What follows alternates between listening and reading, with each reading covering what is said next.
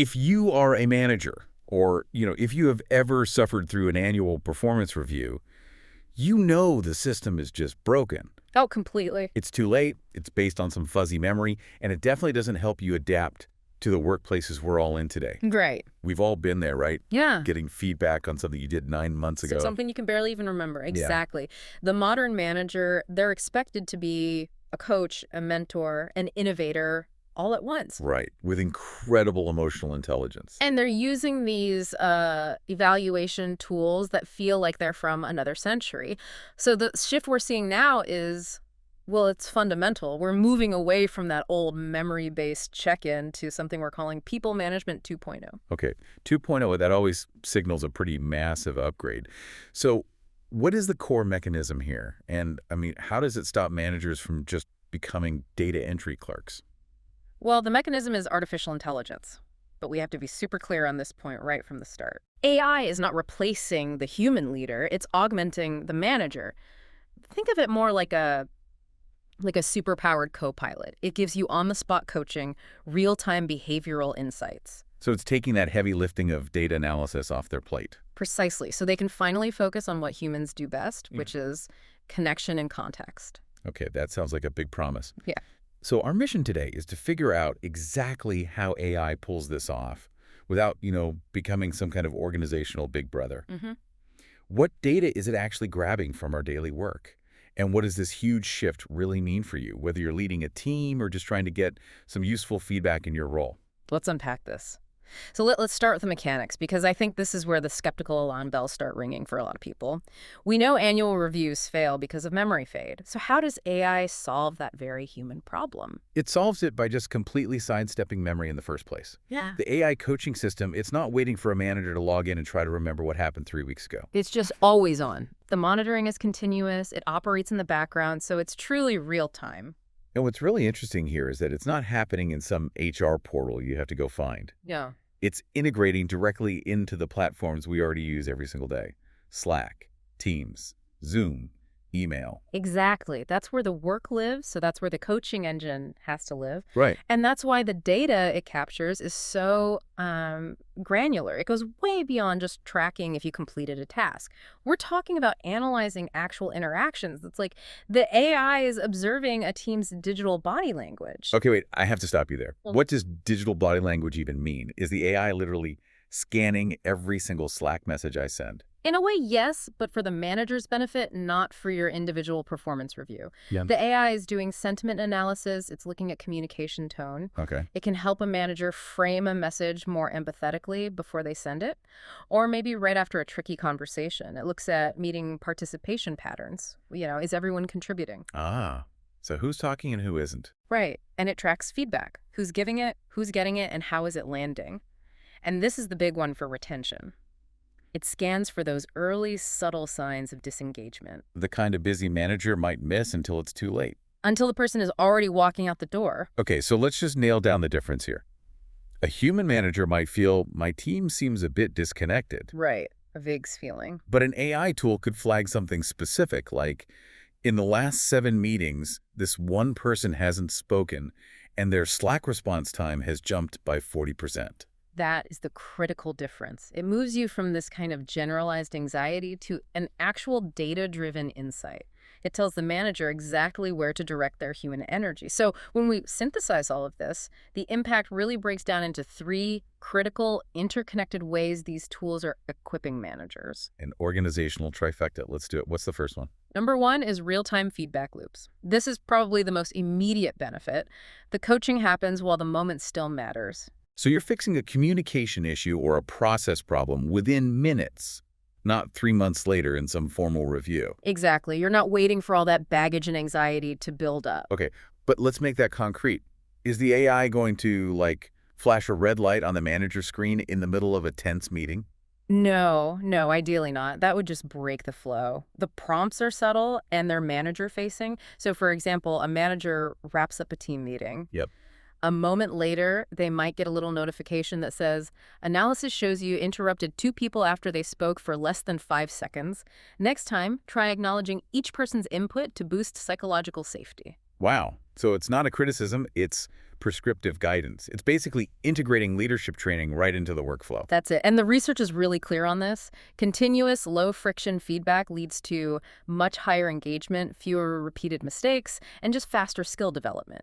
It turns coaching from a yearly event into a daily habit. That makes total sense. But that real-time stuff seems focused on immediate correction. Can it spot bigger systemic issues? That brings us to number 2, I'm guessing. It does. Number 2 is deep behavioral insights and analytics. This is where the AI spots trends that are, frankly, almost invisible to the human eye. Because managers are just swamped. They're so busy, they can't track every single conversation across every channel and transcript. The AI can. It finds the patterns in all that noise. So give us an example of a hidden trend. What kind of thing would it find? Well, we've seen systems that can identify who consistently speaks less in meetings, or, and this is a fascinating one, whose ideas are shared but then consistently not followed up on by the group. Oh, that's huge. It can spot conversation patterns that lack empathy, or maybe flag a team lead who gets a bit too aggressive in their language when they're stressed. Okay, I hear that the data is powerful, but there's a risk here, right? Doesn't the manager just become totally reliant on a dashboard? Where does the data end and the actual leadership begin? That is the core tension, and it's a brilliant question. The manager gets the data, that's the diagnosis, but the human has to provide the treatment, the context, the connection. So if the AI says a team member is disengaged, The manager can't just send them an automated message saying engage more, you know? That data allows for a targeted intervention. The manager schedules a one-on-one not to scold them, but to genuinely connect. to figure out the why behind the data. Exactly, to invite that quieter person to contribute in a way that works for them.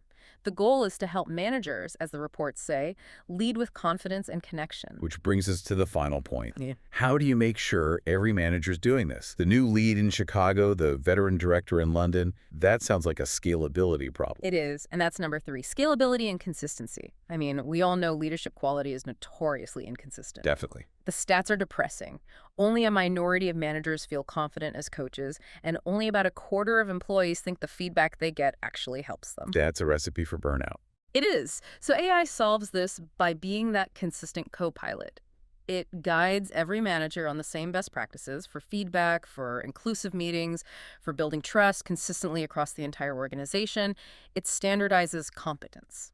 Okay, so let's pivot and focus this on you, the listener. If you're working in an organization, maybe you're managing engineering teams or you're in finance where details are everything, the implications here are massive. For sure. This is how you support your team leads and spot disengagement before it becomes attrition. But the biggest hurdle isn't the tech, is it? It's the people, the organizational friction. How do you actually bring this in without making everyone feel like they're being spied on? Yeah, you can't just flip a switch and install spyware 2.0. Right. So step 1 has to be about integration and privacy. You need a tool that monitors the data, but, and this is crucial, the insights have to be manager-facing prompts, not individual report cards. The focus has to be on improving the manager's behavior and the team's dynamic. Not Sally's keystrokes. Exactly. And this has to be paired with training that hammers home the point that human context is vital. Managers have to be trained to see AI insights as just one input. Not the whole story. Not a replacement for their own judgment. The AI might flag low productivity, but only a human manager, through a real conversation, will know that employee is caring for a sick parent. You still need empathy. You absolutely still need empathy, and that brings up trust. You have to aggressively build trust and transparency. You have to communicate exactly how the insights will be used. And emphasize over and over again, this is for development, not surveillance. If you break that trust, the whole system falls apart. Okay, so what happens when the AI finds a systemic gap? Say it flags that collaboration between two teams is low. That's the diagnosis. The next step is coupling AI with learning pathways. So you take that AI signal and you connect it to a solution. Like a short video on cross-team communication. Or a peer coaching session with a manager who does it really well. You use the AI to diagnose and the human systems to treat. And finally, you have to monitor and iterate. Right. Of course. You track the analytics. Is this AI coaching actually improving engagement? Is it lowering attrition? If the needle isn't moving, you adjust the coaching or the training until it does. Now, even though People Management 2.0 has this tremendous upside, we have to talk about the critical caveats. Because this is the difference between a successful rollout and, well, an organizational disaster. I'm guessing the biggest danger is that line we talked about, augmenting the manager versus replacing the human element. Precisely. The ethical imperative here is that these tools have to be used with robust human oversight. All the research stresses that this technology works best as an augmentation. It should elevate human connection, not substitute for it. So what are the top 2 or 3 risks that organizations need to be actively fighting against? The first one is definitely over-reliance on metrics. If a manager starts leading based only on what the dashboard says, response times, meeting frequency, they lose the nuance. A relationship isn't a score. A relationship is not a score. And that's related to the second risk, the loss of nuance.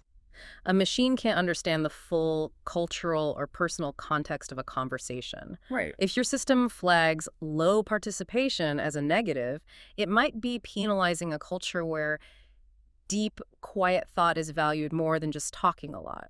You could accidentally destroy team diversity. And that leads to the third one, which feels unavoidable. Potential for algorithmic bias. If the system is trained on data from one specific type of team in one specific culture, It's going to reinforce those norms everywhere else. it could be really detrimental. For example, it might flag passive or deferential language as ineffective, but in some cultures, that's just the norm for respectful communication. You have Yeah. to design and govern for that before you even think about implementation. Wow. This has been a true deep dive. It really sounds like AI-driven coaching is about integrating leadership development right into the daily rhythm of work And cultivating deeper, more adaptive leadership at scale. consistently. Ultimately, it's not about replacing the human leader with a robot. It's about empowering that leader with the tools, the objective data, to be more effective, more empathetic, and more connected. So you're saying the entire goal of using AI to handle all this data complexity Is actually to maximize the quality of the human connection between a manager and their team. And that leaves us with a final thought for you to consider. If AI successfully handles the complex data and diagnostics, taking the guesswork out of coaching, what's the new non-negotiable skill that managers need to master? Is it just interpreting the data, or is it something deeper, like achieving a kind of radical data-informed empathy to act on those insights? Something to mull over as you lead your teams this week. We'll see you on the next deep dive.